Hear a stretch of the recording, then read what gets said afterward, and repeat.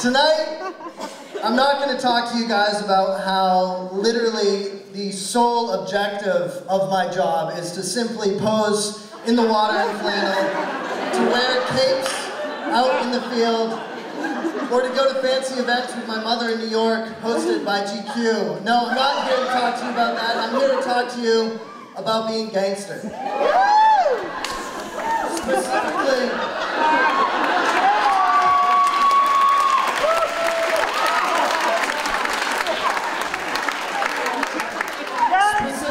what it actually means to be gangster. And for me, a true gangster has lived inside of every single one of us. The gangster is the person that we all were at 3 years old that thought they could strap a towel to his or her back and jump off the counter and think that he could actually fly. The gangster that thinks that anything literally that we come up with is possible. Now, these gangsters exist in all of us, but really the gangsters that continue on through that thought process are the ones that change the world. The same gangsters that exist in all of us, there are individuals out there that carry on that mentality, that carry on that notion that ideas are the only things that matter and that obstructions or obstacles need no place in their reality. And for my story, it begins with these two individuals here, one of whom is in the audience, my mother, and the other is my father.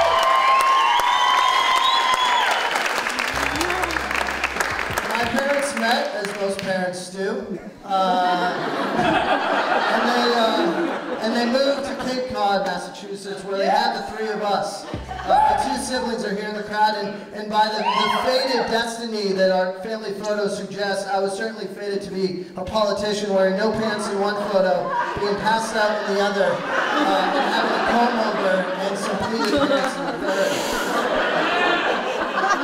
Now, I want to talk about the process of growing up and the process of being a gangster when we're little and then losing sight of that.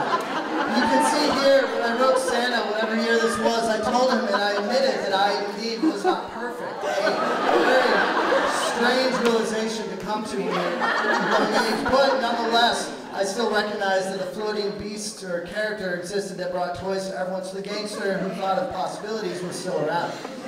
In high school, I had a professor who taught us that physics was not necessarily the construction of laws that govern the physical world around us, but it was this notion of philosophy. You thought much bigger than you were. And so I went to the College of Charleston, and I pursued a degree in physics, astrophysics actually, for the first 2 years. Dropped the astro part, realized that I wanted to be on this planet. So I graduated one of 8 whopping, massive graduating class of the physics department. One of 8 physics graduates. And I was just about to experience one of the most transcendentalist experiences of my life. And this is it right here, the gangster theory. This is what I'm here to talk to you guys about.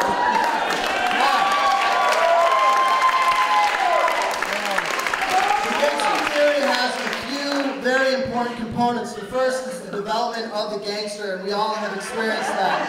The gangster literally believes that anything that we set our eyes on is possible, and that's the 3-year-old in all of us. And we all had that, and we all experienced it, but many of us lose sight of that. Now there's the development of the actual human being, and the development happens through way of experience, through way of our surroundings, through way of our parents and friends and influences. And now one of the most monumental changes in my gangster transition was this right here. I went to Africa, went to Zimbabwe after I graduated from college, and I was exposed to one of the most positive cultures on the planet. They were faced with AIDS, faced with oppression from a regime that had no respect, and yet positivity won every single day of the week. I came home and that gangster who believed in positivity, believed that everything was possible, was blatantly subjected or faced with a reality after college that was saying just the opposite. Well, things are actually impossible. Things can't happen if you just set your mind to it. And that was really conflicting. And so what I did is I said, well, screw that. I'm gonna fight. I'm gonna actually try to figure out how the hell do I make ideas happen.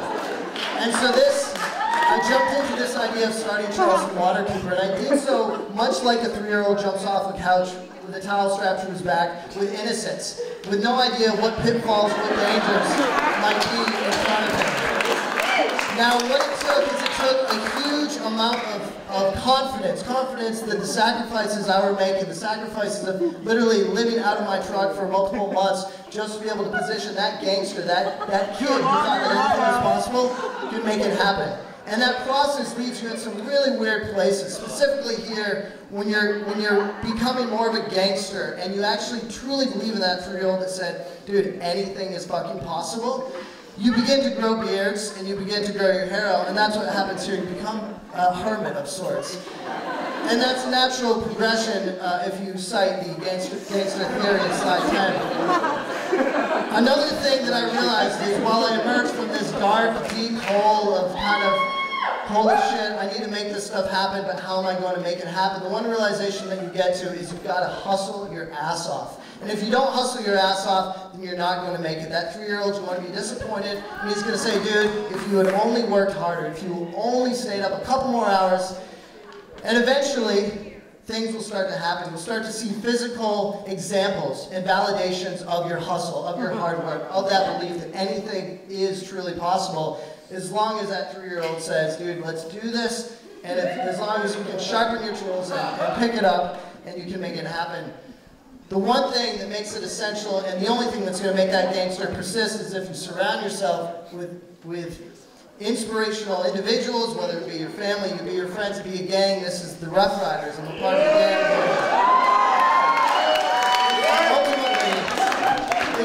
The part that is the most inspirational thing is going to be the gangster that has existed in every single one of us. The thing that's going to say, dude, anything's possible, yet so many of us forget about that voice, and so many of us begin to live a life that others want, not necessarily that we want. So what I'd encourage you to do is look up to that 3-year-old, whatever that 3-year-old looked like, whether it be a cowboy in my instance, or be an astronaut, or be an architect, whatever it is, look up to that individual and recognize the fact that he is infinitely smarter than you are, and he knows that literally, if you want to be an astronaut, if you want to be a cowboy, you can do it. And I look down and I look at that 3-year-old kid. He had no boots on his feet. Look down, I've got the fucking boots now.